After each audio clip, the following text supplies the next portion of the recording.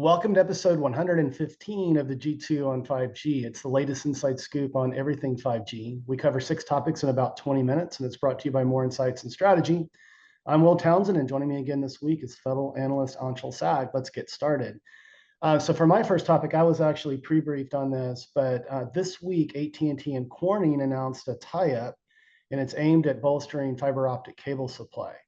And so what does this mean for 5G deployment? Well, obviously, for backhaul, fiber is the best solution. And I've spoken about AT&T's fiber first strategy.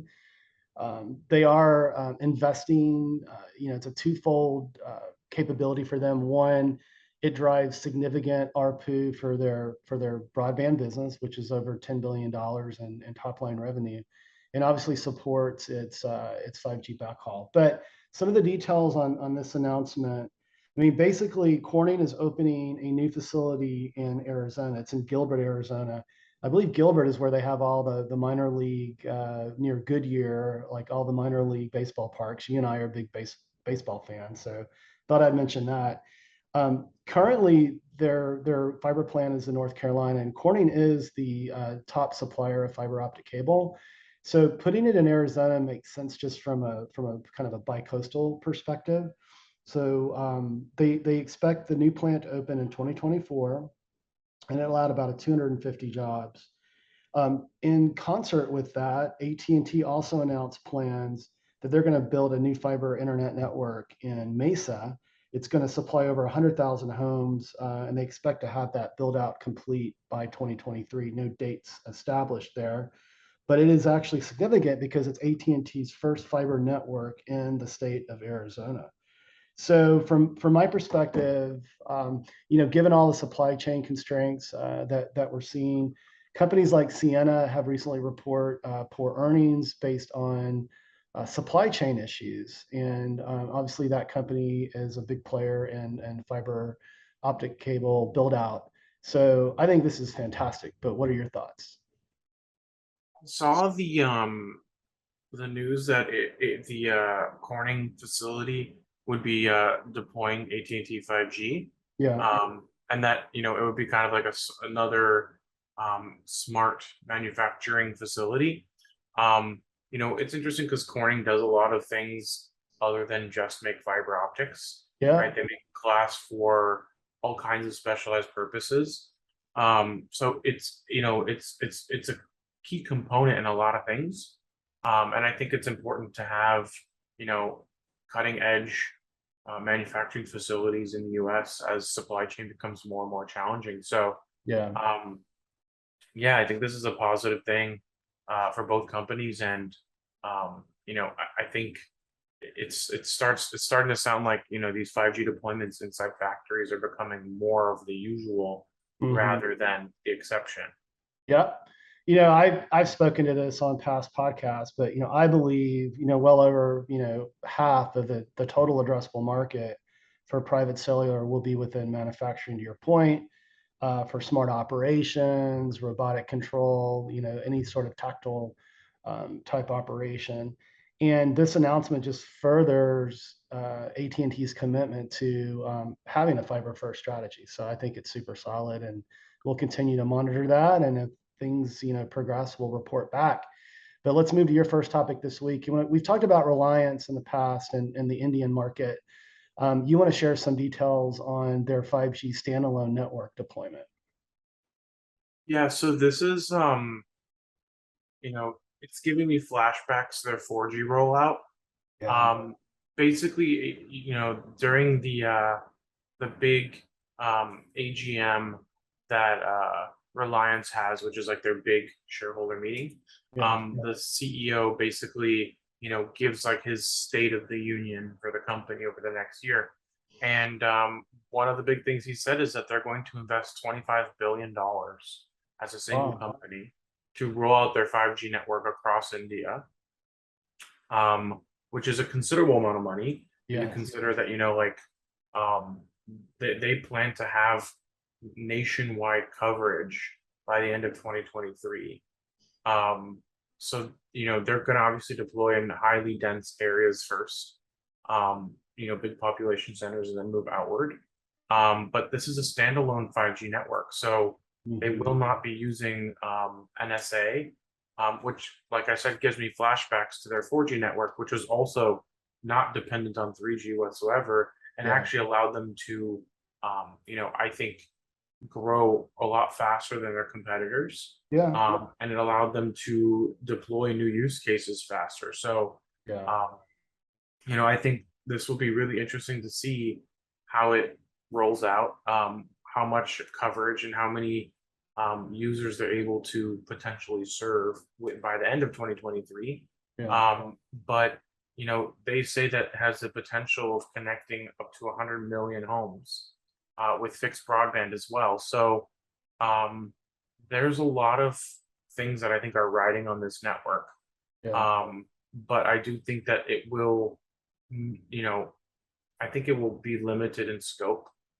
Even by the end of 2023, I think there's probably a limited number of users they can reach until they start, deploying things like satellite 5G and other types of broad coverage technologies. Because Mhm. um, while Reliance has a lot of different spectrum, none of that spectrum I think will necessarily serve rural areas particularly well, Yeah. um, because it's just India is a huge country, Yeah. and there's going to be a lot of dead zones. There probably still are with 4G. So, my expectations with 5G are pretty similar. That you're going to get lots of coverage in populous centers, and then it probably drops off pretty quickly, and it'll take time to build that out. But Mhm. um, it's still very ambitious. It's a lot of money, Yeah. and I think they've already signed a lot of the agreements that are necessary to get the equipment that they need to make this happen. Yeah, I'm really surprised at the price tag, because if you think about that market in ARPU to retire that NRE and that capital expense, I mean, that's a tidy sum. Obviously, they've been very focused. They've had the flexibility with their LTE greenfield deployment to do things with disaggregated RAN and that sort of thing. So for them to go straight to standalone is super aggressive. I think it might also be a competitive,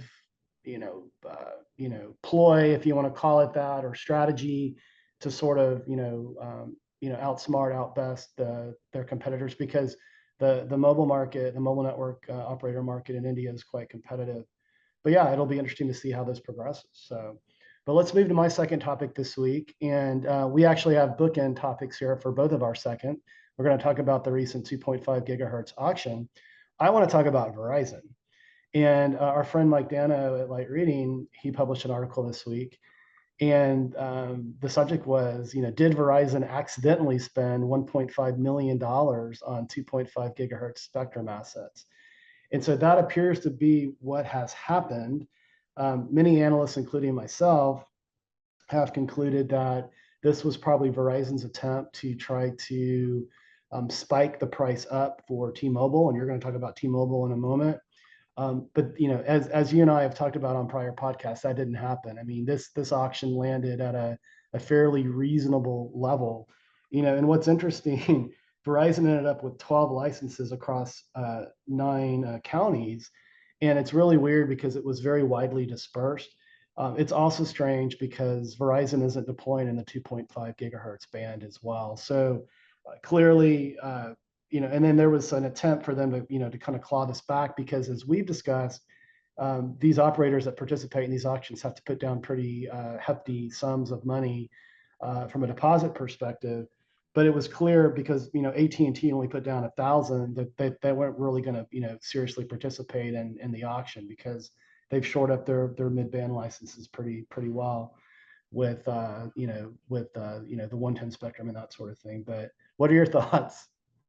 Not surprised this happened. It kind of reminds me of one of those auctions where somebody holds up a paddle accidentally, and they end up buying something they didn't have any interest in because they were just Right, running up the price. right, That's kind of the mental image I have in my head. Um, you know, it's up to the operators, to deploy whatever strategy they want, to make these auctions more expensive for their competitors. This sounds like it could be a slight case of sour grapes, considering how much Verizon paid for their spectrum. Right. And I'm, probably not surprised that what they paid for that spectrum probably had a lot to do with T-Mobile and AT&T bidding as well. Yeah. Um, that said, I think that auction was a much more competitive auction Hmm. um, between the three carriers than this was, and I think that's probably why Verizon tried to bid it up a bit, Yeah. because a lot of other analysts expected this to be in the billions of dollars in terms of Yeah. auction. But you and I both agreed this was going to be a pretty low bid auction. I would have been surprised if this crossed $500 million. Yeah. Um, but yeah, I was honestly 428 million is higher than I was expecting. But Hmm. um, a lot of these are rural licenses, so there are not that many people that are being served by each one. So Yeah. per user, these are actually a lot more expensive than some of the other auctions that we've seen. So I'll do the math later on and see what the end result is, because I think we have to look and see how many users are in each county. But I would expect that these licenses are fairly expensive just because they're not very populous areas, and I think it's kind of unfortunate that someone like Verizon might want to try and drive up the cost of you know Yeah. covering rural users when it's already the economics of it are already quite poor. Yeah. No, and you already started kind of addressing, your book end of this topic. Um, it was like 91%, right, of the licenses T-Mobile captured, right? Yeah, so I'll we'll just kind of wind into mine. So the auction closed at $428 million. Yeah. T-Mobile got something in the ballpark of like 7,100 or 7,200 of all 8,000 licenses, which puts them about 91% of all licenses. Hmm. So T-Mobile alone is paying $300 million out of the $400 million in this auction, meaning that the remaining $100 million were 9% of the other licenses, um, which means that those were probably the most competitive ones. Um, and it's possible that T-Mobile had some competitive ones as well. But yeah, it seems like out of that auction, some of that's also Verizon's. Yeah. Yeah. 1.5 million worth for sure. Cool. Well, let's move to my third and final topic for this Labor Day weekend special podcast. So I want to talk about Ericsson, and they've launched a new triple band 5G radio, and I want to share what's compelling about that. So this is the radio 6646. Sounds like a Van Halen or a Van Hagar album. But what's significant is Ericsson claims that it's capable of doing the job of 9 radios while cutting energy consumption by 40%. And it weighs 60% less than comparable solutions. And that's significant, right? So power, form factor, it's quite compelling. So the specs on it are, it's low band, so it's 900, 800, and 700 megahertz frequency bands, and you can do carrier aggregation. And the other thing to note is that, and you're pretty technical, and you kind of dig into this sort of stuff, but the 700 megahertz band, and I didn't know this until I caught the news. It's it's well positioned for 5G standalone use. And I would love for you to share your perspective on why that's the case, because that was something that I learned. So what's interesting is, first of all, you said this is a low band, deployment. Yeah. What's interesting is a lot of the Ericsson announcements we've seen, um, they, first of all, a lot of them are focused on power consumption. Yeah. And I think these ones they're claiming are 40%, reduction in power consumption and 60% reduction in weight, Yeah. which I think is a big deal because these are pretty big elements. The lower the frequency, the larger the element has to be. Um, and I think when it comes to this specific band with 700, um, it's really good for enabling coverage. Obviously 600 is better, Yeah. but 700 is like globally harmonized as a coverage band. Okay. Um, and 600 isn't, even though 600 is going to be a much better propagating band for that. Mhm. But these are also, smaller blocks of frequency. So you're not really going to want to use them for throughput. And primarily, you're going to want to have these bands for uplink. Yeah. Um, and since, having 700 megahertz, if you allocate enough to the uplink, you get, good coverage on 700. It actually improves your coverage in a lot of the mid bands that you would aggregate with it, with standalone. So Yeah. we could see improved standalone coverage with 700 megahertz being leveraged as the, uplink carrier. Yeah. So that way, people get better battery life, better coverage, Yeah. and better overall performance on all their bands. Yeah. I just found it was interesting that, Ericsson's positioning this, as ideally suited for, for SA deployments, obviously with That's broader. why, for Yeah. as a carrier aggregation play, Yeah. There you kind of go. using the low band as the uplink to Yep. and the Yeah. coverage of the downlink. Yeah. And I'll also mention too that in the announcement, Telefonica is actually using this new radio, and so it'll be interesting to kind of keep tabs on Telefonica and their experience with that, and if things develop, report back on a future podcast. But with that, let's round it out and hit your third and final topic. And I caught this week, but ARM is suing Qualcomm, and you want to share your perspective on what's going on there. Yeah, so it's a very interesting situation because Qualcomm is easily one of ARM's biggest customers. Yeah. Um, they have one of the deepest license agreements um, possible with ARM.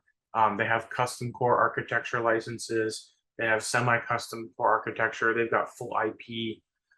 So they're one of biggest ARM's biggest customers, and it, basically Qualcomm went out and acquired Nuvia, Yeah. which is a CPU design startup for ARM cores. And ARM is suing Qualcomm and Nuvia simultaneously, even though Nuvia is already an absorbed entity of Qualcomm. Yeah. And they're saying that Qualcomm did not get permission to transfer Nuvia's ARM license, um, which is an interesting problem because um, there's going to be some contractual arguments about whether or not Qualcomm needs to transfer Nuvia's ARM license when they already hold one, and Right. arguably a much larger, more encompassing license. Yeah. Um, and ARM is also suing them for using the ARM trademark, which is a weird one. I have a feeling that's also like a contractual transferal agreement thing. But what I think is it really fundamentally interesting here is um, a lot of companies are already kind of questioning the state of ARM because of the originally intended acquisition of ARM by NVIDIA. Right. So a lot of companies, once that happened, started to take RISC-V a lot more seriously. And I think that this lawsuit by ARM is only going to push more vendors in the direction of RISC-V. And I think a big reason for that is I don't really think ARM needed to sue Qualcomm here. Yeah. And I think the reason why they did has a lot more to do with all the things that are happening in the background around Nuvia and Yeah. how Samsung signed a new agreement with Qualcomm, deepening its relationship with Qualcomm Right. across more categories and absorbing more Qualcomm SoCs within their existing categories. So that is a big deal because Samsung is a licensee of ARM, and if they are no longer licensing ARM cores, they're just buying them from Qualcomm, and Qualcomm starts making Nuvia cores. That's less licensing revenue for ARM. So Exactly. if Qualcomm continues to absorb more customers that originally were, doing ARM licenses, this could be something that could have triggered something like this. And I think that there is definitely some strained relationship between ARM and Qualcomm that I Yeah. think a lot of people maybe haven't seen. But I do think the acquisition of Nuvia is a big part of that because There's a lot of rumors that Qualcomm went out and bought Nuvia because they weren't necessarily pleased with the performance that ARM was giving them in their cores. Yeah. And Nuvia is supposed to be much better, Yeah. according to a lot of people. And if it is better than ARM and faster and can actually compete with Apple, then that kind of makes ARM and a lot of its partners look bad. So Yeah. it's a very complicated political scenario, but ultimately it comes down to the fact that Nuvia is supposed to be a very competitive product. And it's going to, potentially bring Qualcomm back into the server market as well, which is another thing that I think people should consider is, ARM has a very big growth opportunity with servers that they're starting to realize this year after many years of trying. And, if Nuvia is faster on the server side as well, that might also be a reason why ARM, might be trying to squash this. Yeah. And in the complaint, they actually explicitly state that they want to destroy certain Nuvia designs. They use the word destroy. So I think that this is very much about Nuvia's competitiveness with ARM's cores more than anything else. Yeah. I think that's great insight, bud. The other thought that came to my mind is that, with that acquisition deal off and ARM trying to, make itself look pretty for an IPO, is this a way to signal to the market that they have intellectual property that is valuable? So like you said, there are a lot of politics involved in all of this, and I'm sure this story will continue to go on. But hey, it's been another great podcast this Labor Day weekend. Why don't you take us home? Absolutely. We hope our viewers and listeners found this week's topics interesting. If anyone out there would like to provide insights on a specific 5G topic for a future podcast, please reach out to us on social media. Will is at Whaletown Tech, and I'm at Anshel. We hope you have a great weekend, and please tune in again next week.